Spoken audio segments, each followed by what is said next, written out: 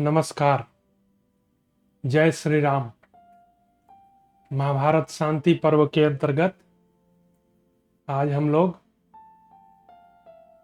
उत्तम अधम ब्राह्मणों के साथ राजा का बर्ताव कैसा होना चाहिए, इस विषय में युधिष्ठिर का प्रश्न और भीष्म पितामह का उत्तर, उसको हम लोग देखेंगे।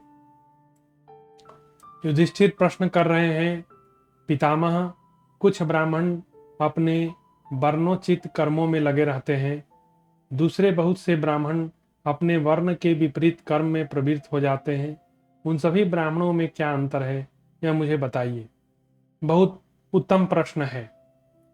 कुछ ब्राह्मण वे अपने प्रोफेशन में रहते हैं, जैसे पठन पाठन यजन याजन, लेकिन कुछ ब्राह्मण वे अपने प्रोफेशन को छोड़ के दूसरा प्रोफेशन अपना लेते हैं। तो इन तरह के ब्राह्मणों में क्या मतभेद है और क्या उत्तम है, क्या गलत है, क्या सही है, इसके बारे में आप बताइए। तो भीष्म जी कहते हैं, राजन, जो विद्वान उत्तम लक्षणों से संपन्न, सर्वत्र समान दृष्टि रखने वाले हैं, ऐसे ब्राह्मण ब्रह्मा जी के समान कहे गए हैं। नरेश्वर, जो ऋग यजु साम वेद का अध्ययन करके अपने वर्णोचित कर्म में लगे रहते हैं, वे देवता के समान हैं। जो अपने कर्मों से बंधा हुआ है, जो अपने प्रोफेशन में बिल्कुल फिक्स्ड है, वह तो देवताओं के तुल्य है।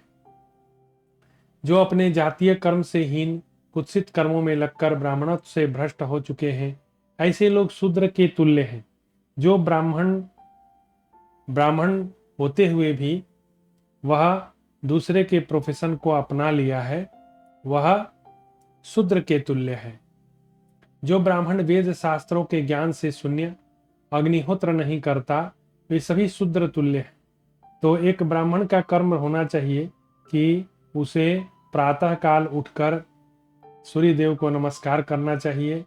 उसके बाद शौच आदि कर्मों से निवृत्त होकर उसे सर्वप्रथम स्नान करके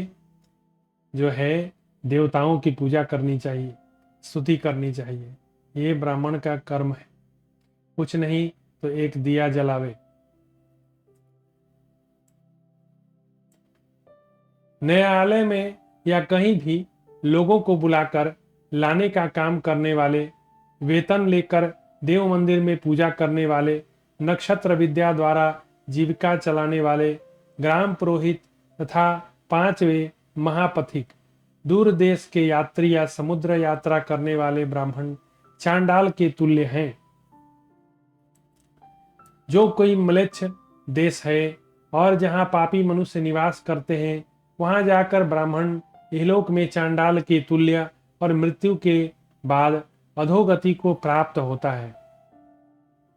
संस्कार भ्रष्ट म्लेच्छ तथा शूद्रों का यज्ञ कराकर पतित हुआ अधम ब्राह्मण इस संसार में अपयश पाता है। क्या कह रहे हैं?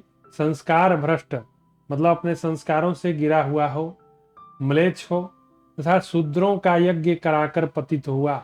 जो शूद्रों का यज्ञ कराता हो, वह अधम ब्राह्मण संसार में अपयश पाता है। जो मूर्ख ब्राह्मण ऋग्वेद यजुर्वेद सामवेद के मंत्रों का विप्लव करता है, वह एक कल्प तक नाना प्राणियों की विष्ठाओं का कीड़ा बनता है।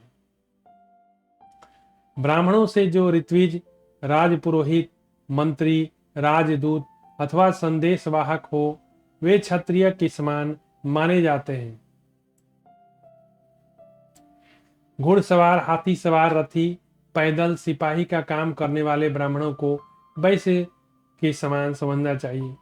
वही प्रोफेशन पर आधारित कर्म।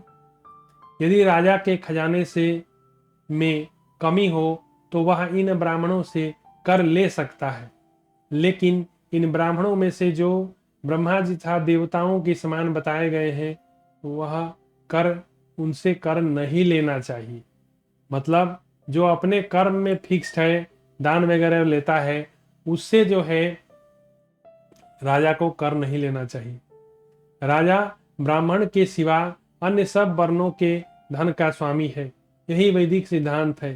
ब्राह्मणों में से जो कोई अपने वर्ण के विपरीत कर्म करने वाले हैं, उनके धन पर भी राजा का अधिकार है।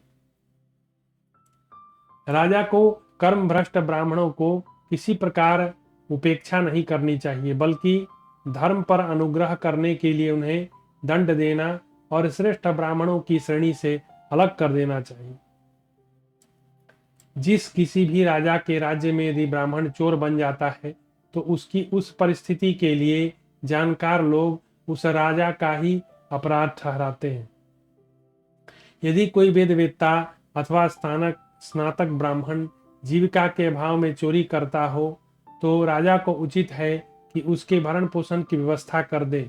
वह वेदवेत्ताओं का मत है। मतलब किसी मजबूरी में वह चोरी कर रहा है, तो राजा को चाहिए कि उसके लिए व्यवस्था करे। परंतु यदि जीविका का प्रबंध कर देने पर भी ब्राह्मण में परिवर्तन न हो, पूर्वज चोरी करता रह जाए, तो उसे बंधु बांधवों सहित उस देश से निर्वासित कर देना चाहिए। यज्ञ वेदों का अध्ययन, किसी की चुगली न करना, किसी भी प्राणी को मनवानी क्रिया द्वारा क्लेश न पहुंचाना, अतिथियों का पूजन, इंद्रियों को संयम में रखना, सच बोलना, तप करना, दान देना, यह सब ब्राह्मण का लक्षण है। तो इस प्रकार यहाँ यह चैप्टर समाप्त हुआ। अब इसके बाद वाले चैप्टर में एक राक्षस और कैकेयी राज की कथा है, उसको हम लोग देखेंगे। तो अभी मैं यहीं पे इसको रोकता हूँ।